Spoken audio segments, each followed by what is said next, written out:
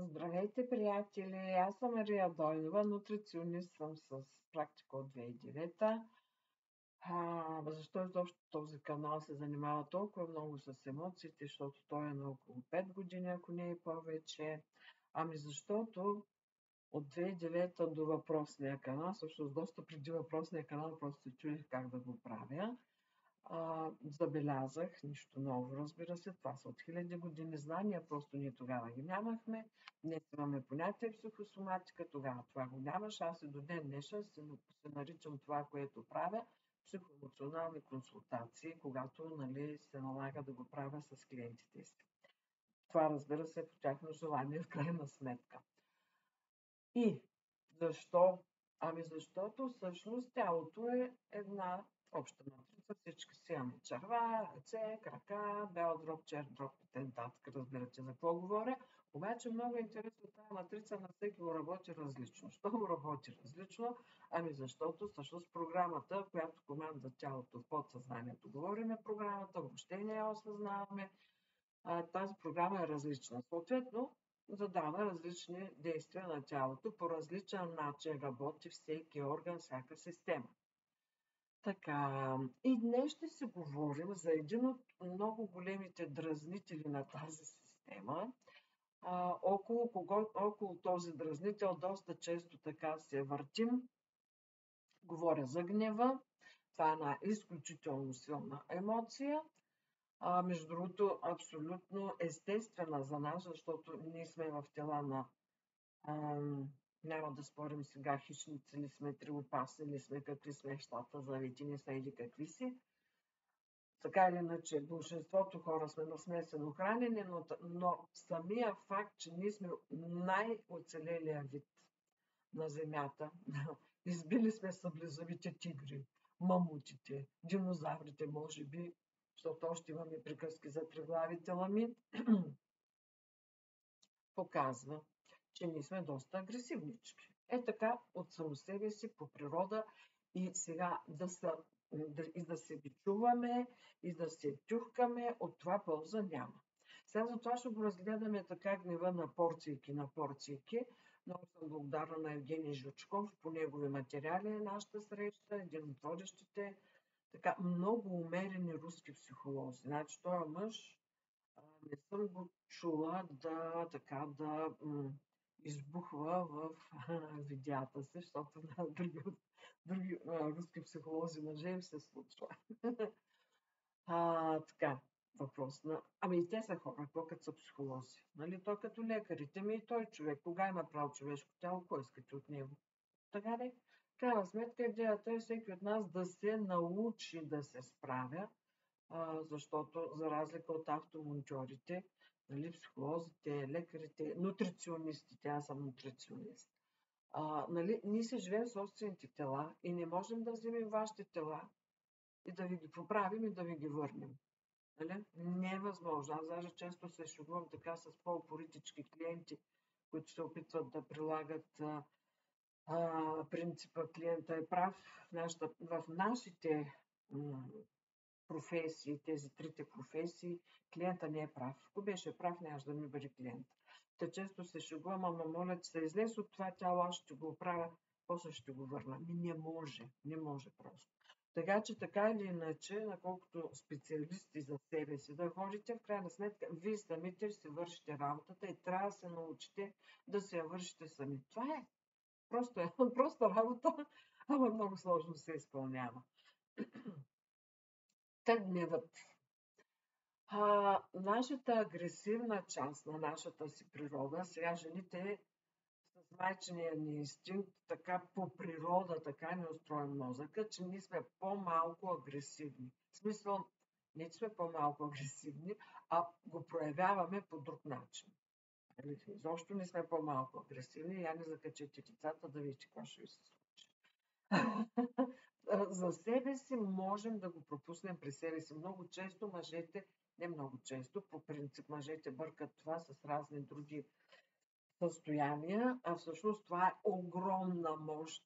Това е мощта на майчинската енергия. Друг е въпросът, че пък ние жените по погрешка прилагаме тази майчинска енергия към мъжете си, та става един голям мишмаш. И тогава мъжът е много прав да каже, бе, ти си много умна.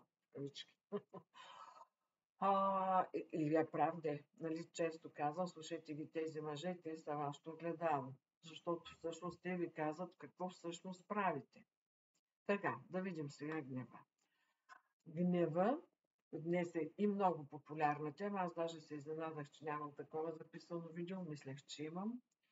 Гнева е естествена емоция. Това трябва да сме наясно. И като такава, ние ще имаме предизвикателства да се справим с него. Това е следно да си мислим, че като се чистим и си правим детокс, ще останем едни такива чистички, направо прозрачни. Аз много често се шегувам пак с клиентите си, но аз съм скорпион, хуморът ми е така скорпионски. Виж сега, като се чистиш, гледай да останеш. Нали, същата работа с гнева. Сега ще видим, що не можем да го изчистим ни този гняв, значи. Първо, какъв му е проблема на гнева? Ами проблема е, че вече няма да се влиза тигри, мамути и други разни такива работи. Тях сме ги оправили. Слава на Бога, наистина слава на Бога, ние сме и поколенията, защото аз съм на 60, та има още поколения след мене, ние сме поколенията, в които вече говорим не просто за оцеляване, а за щастие, моля ви се. Да, цяло чудо е, но нека се дадем сметка, че поколенията до моето поколение, аз съм 63-ти набор, това буквално в световен план се води бейби бум, нали, последния бейби бум. Защото е след войната става дума. Нали, това е разбирането, което да направите след Втората световна война. Да пази Господ, да продължаваме да се учим да бъдем щастливи. Да не се връщаме назад, да сме си научили урока, че войната не е начин някой да стане по-щастлив. Войната е начин някой да стане по-богат, но със сигурност това си има много сериозна цена, така че не знам, що този някой се обреченява. Така, и в този смисъл, в нашето общество, гневът е набеден за негативна емоция и той де-факто е такава. Защото той не само, че носи така един мощен заряд, който по принцип е хубав, всеки мощен заряд е хубав, въпросът е как ще го употребим. Тук с това как ще го употребим, вече се включват много различни неща. Ще ги разгледаме във втората част на видеото. Моля, гледайте го. Благодаря ви за лайка. Благодаря ви, че се абонирахте за този канал. Благодаря ви, че го споделяте с вашите приятели, защото видеята на този канал, макар и безплатни, вече на много хора помогнаха да се променят животите към по-добро. Какво значи макар и безплатни? Значи, че няма система.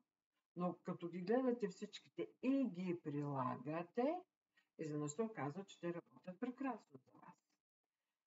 Така, сега, за да стигнем до това, какво го правим този гняв любим, нека да го разгледаме какво е това нещо гняв по природа, по происход. Нали? То очевидно е много мощна емоция. И понеже днес сме го набредили за негативен, и той си е такъв де. Ние, понеже искаме да сме позитивни, какво значи да сме позитивни? Значи, ще влезем в една друга дълга тема. Така, много психиатри казват, това позитивно мислене напълни психиатрите. Та трябва да уточним в едно видео, що е това позитивно мислене явно. Така, какво значи да сме позитивни в случая? Позитивни в случая значи обществото да ни приема добре. Тоест, винаги зад всяко човешко действие стои какво? Желанието да получи любов. Сега любовта има много различни опаковки и съдържание, разбира се. Така, какво значи да сме позитивни? Този гняв, нали, какво да го направим, и къде да го навреме?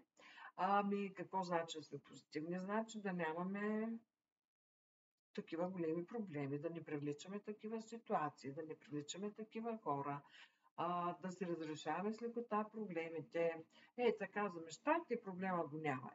Много хора разбират по този начин позитивното мислене, затова психиатрите са пълни. Нищо като такова. Позитивното мислене си е една много сериозна работа със себе си, но да, ще чакате за другото видео. Така. Всички искаме така да ни се случва. Две мнения няма и аз така искам, затова много работя със себе си.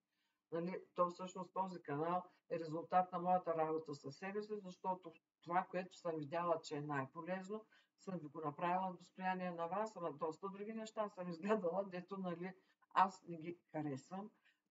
Какво значи не ги харесвам? Значи съм ги тествала в живота си, не работят добре, съответно съм ги махнала.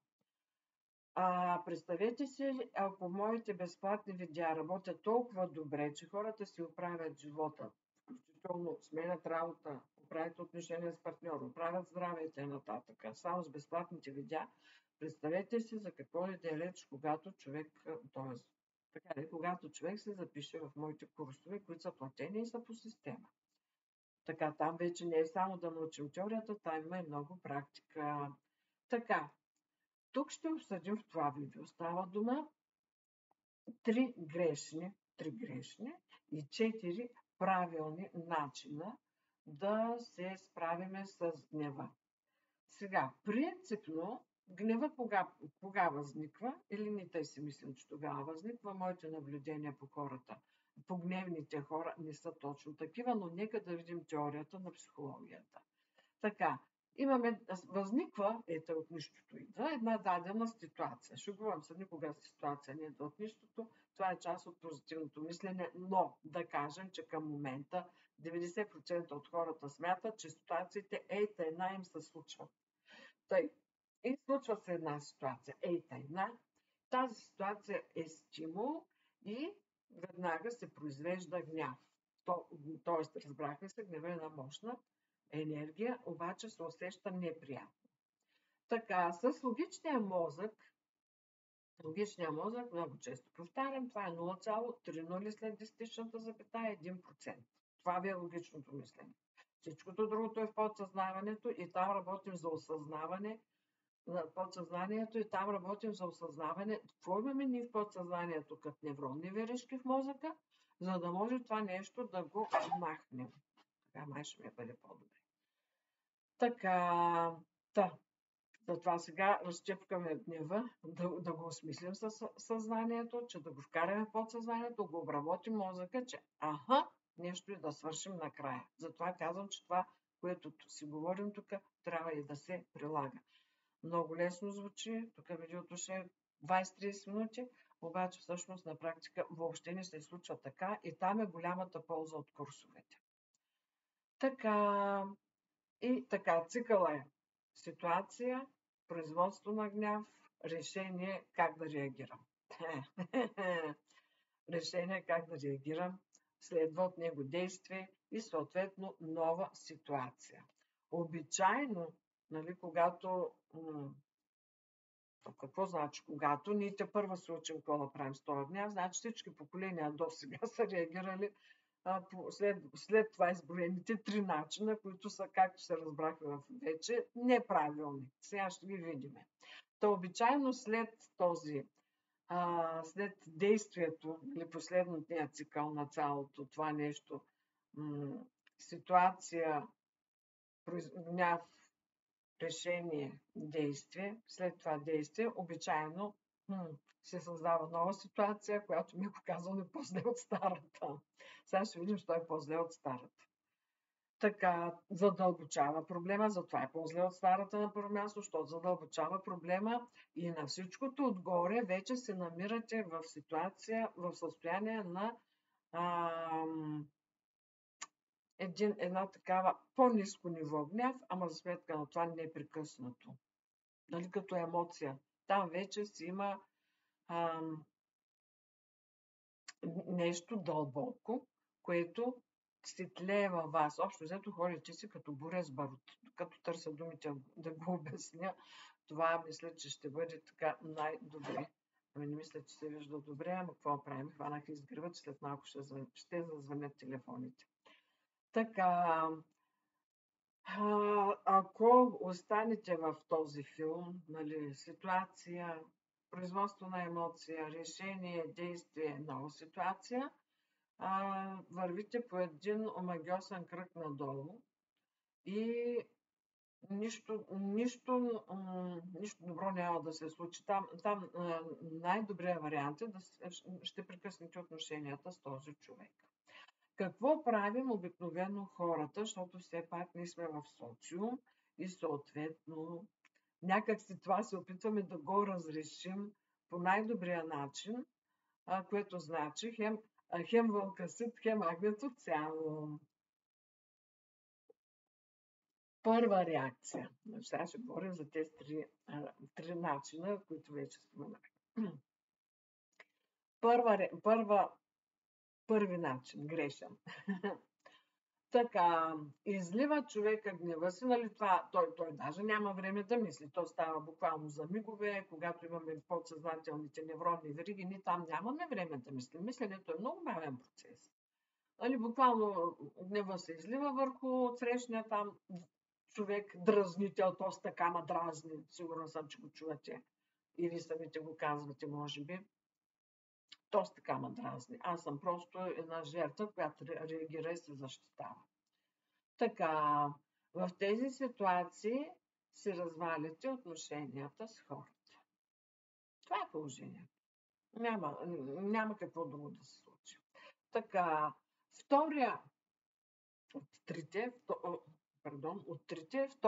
лош избор, който обаче поколения наред се е случвал, това е потискане на гнева в себе си. Аз съм добър човек, аз не съм като него, аз съм добре възпитан, как беше, уби простака с мълчание. Да, това е една много стара формула назад във времето. Те, докато убивахме простотията с мълчанието, нашите деца взеха да слушат чалга. Защото ние ще убим простака с мълчание. Ще го убиш другия път. И това не работи, защото първо, нали, простака още не разбира, че прави нещо нередно. Нищо такова. Второ, защото това силно разболява всеки, който по този начин реагира и потиска гнева в себе си. Вече се разбрахме, че гнева е естествена реакция, емоционална, много мощна емоционална енергия. И представете ли си тази енергия, която трябва да излезе извън вас, защото той по природа е даден да ни защитава. Тоест, това е нашата агресия, тя се проявява през гнева. Тя е дадена на всеки един от нас. Абсолютно на всеки един от нас. Сега, ако нали, ме гледате и викате, не, аз не съм така, аз нямам гняв, аз обичам хората.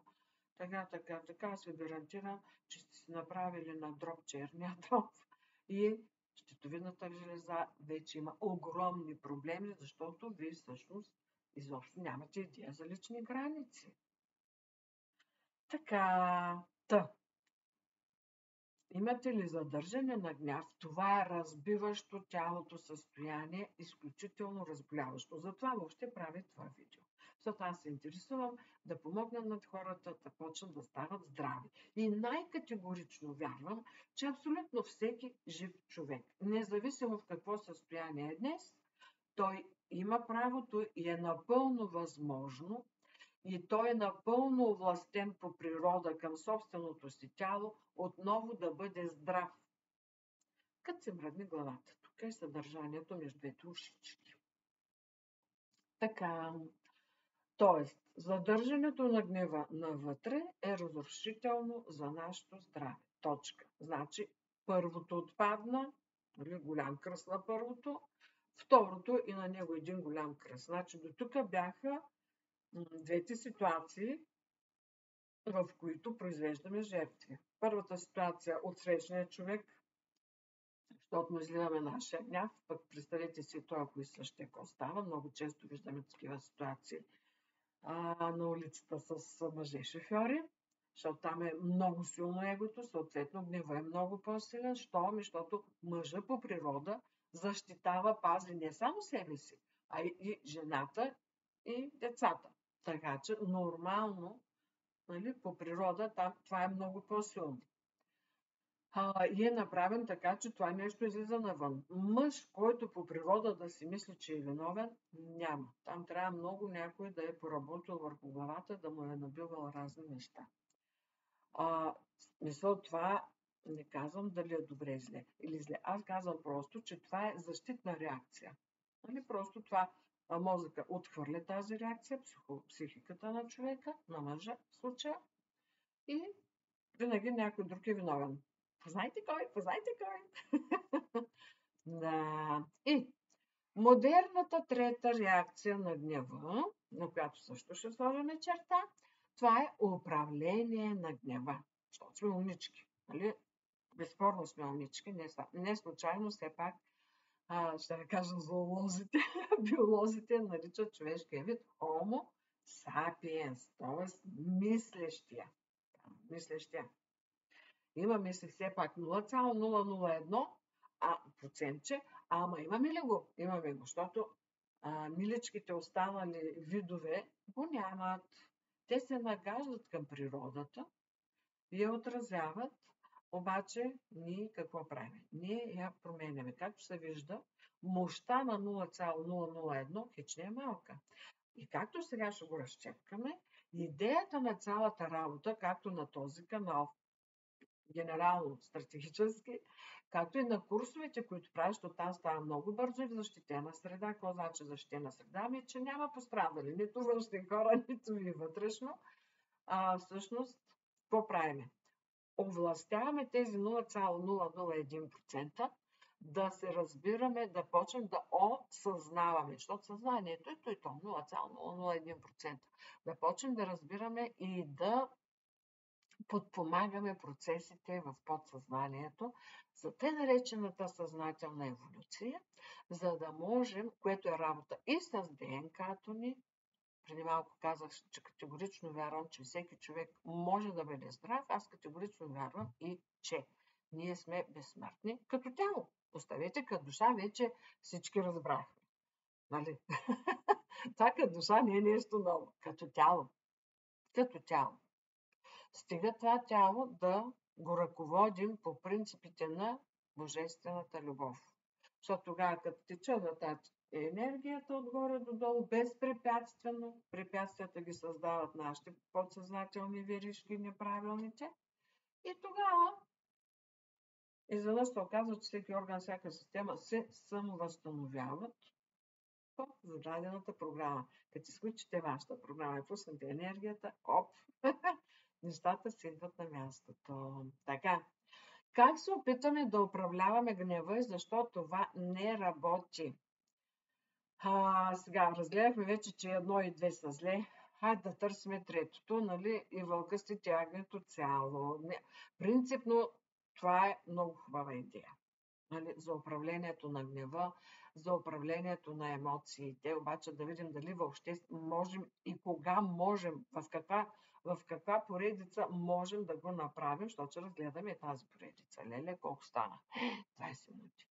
Така, всъщност, към днешна дата управлението на гнева изглежда като замитане на емоциите. Това буквално се учим как да потиснем емоциите, ма тъй да я потиснем, че все пак, нали, да не е съвсем, да не го осъзнаваме. Защото, нали, във втората част ние буквално осъзнаваме и правим съвсем целенасочено и осъзнато себе си жертва. Това е втората част. Имаше една много стара постановка в семействата. То си единия трябва да премълчава. То си единия се отиваше тъй раничко от кофите болести. Да, защото не става с премълчаване. Нали? Така, личен опит. Забелязах, че като се премълчаваш, хората мислят, че ти си окей с тази ситуация, разбираше, приемаше и на тебе ти е нормално. Нищо, че на тях, като ме върнеш същата, не им харесва, но те си мислят, че те ти харесва. Интересна е човешката логика, да. За да можем да се справим с тази буквално автоматична емоция, защото се разбрахме, че тя по природа, тази емоция гняв е много хубава. Нали?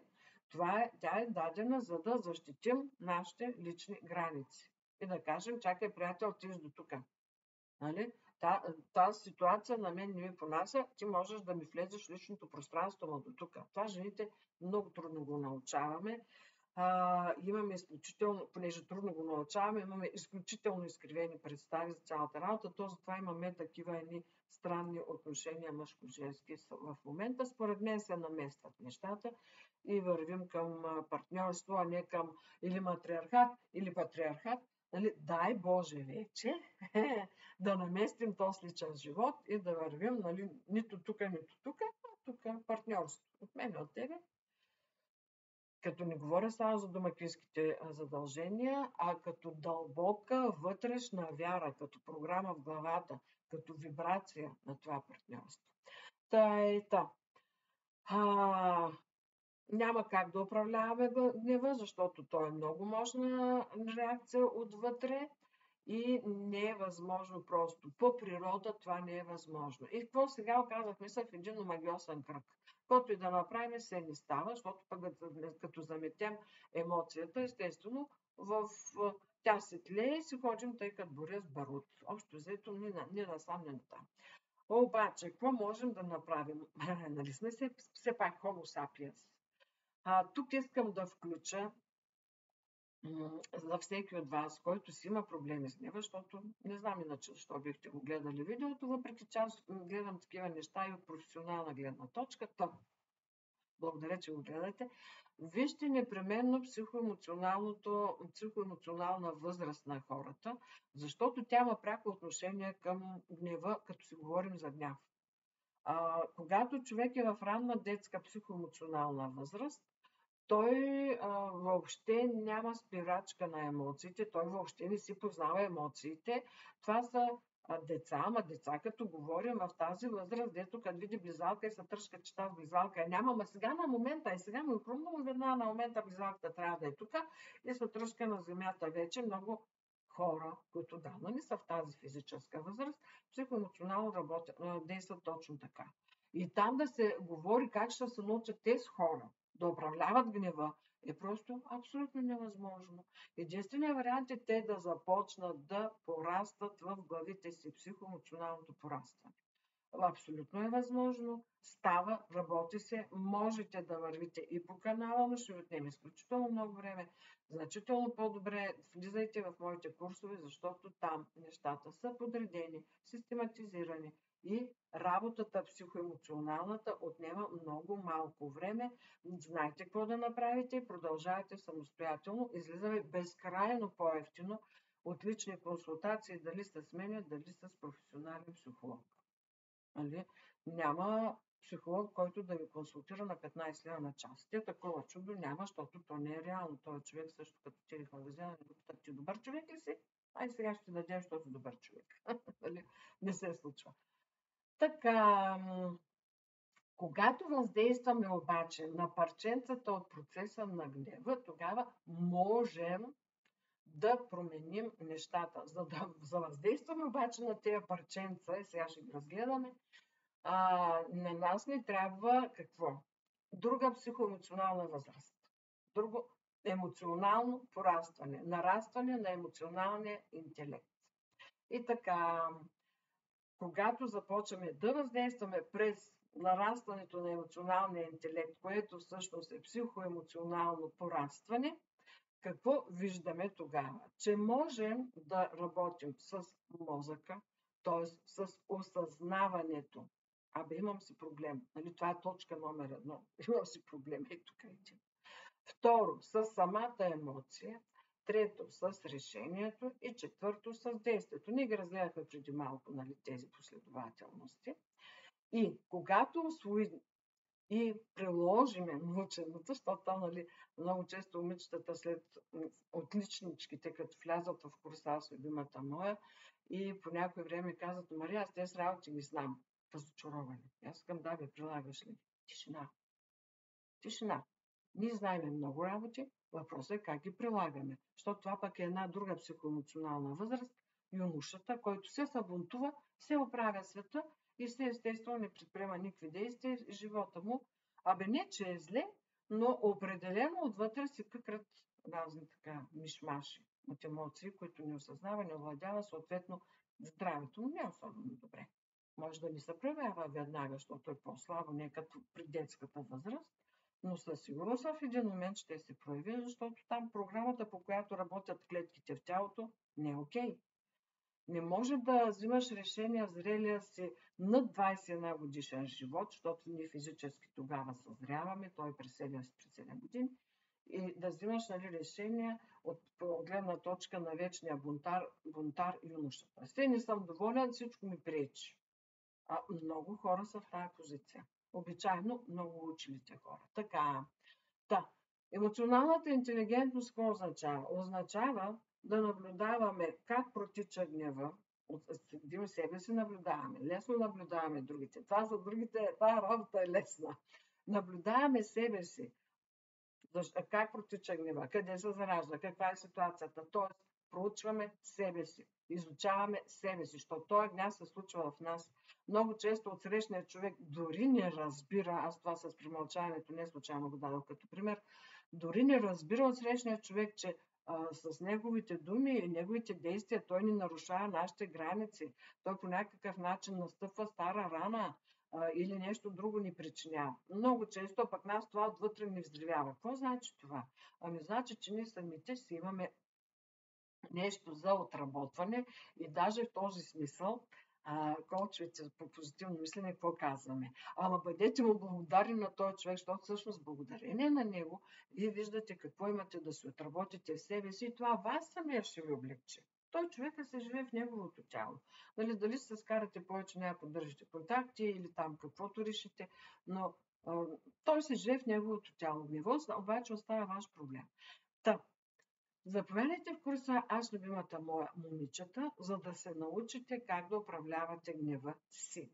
Заповядайте момчета в курса за любов, за мъжка любов към себе си, защото това е доста по-различно от женската любов към себе си, защото мозъците са различно устроени. Но така или иначе, в крайна сметка, мъжката любов към себе си е много свързана и с самочувствието, много е свързана с успяването да се влезе в двойка, за да може живота да е този щастлив комплекс, ако вие сте това, тези неща правят живота цветен и приятен. И всъщност това нещо пак ви трябва любов към себе си, защото когато човек е в реална любов към себе си, което значи аз разбирам и приемам себе си и вървя по пътя и нон-стоп нещичко още научавам за себе си. Поправям, ставам по-щастлив. Какво значи поправям? Значи, че аз преди 60 години съм живяла в тотално друго време и измерение, бих казала даже. И тогава възяха други енергийни принципи и времеви също, между другото. Времето тогава течеше много бавно. Много бавно. В момента, ако трябва да живея днешния си живот с онези невронни вериги от тогава, какво ще се получи? Пълно неадекватна реакция. Между другото, много хора около вас го правят. Те си живеят, примерно, моите набори към 80-те години така се чувствали в силата си, те продължават главата си да са в 80-те години. Напълно неадекватни хора към днешната ситуация и към днешните дадености. Скъпи приятели, благодаря ви, пак казвам, че лайкнахте това видео, благодаря ви, че го споделите, благодаря ви, че се абонирахте и сте добри дошли в моите курсове. До скоро!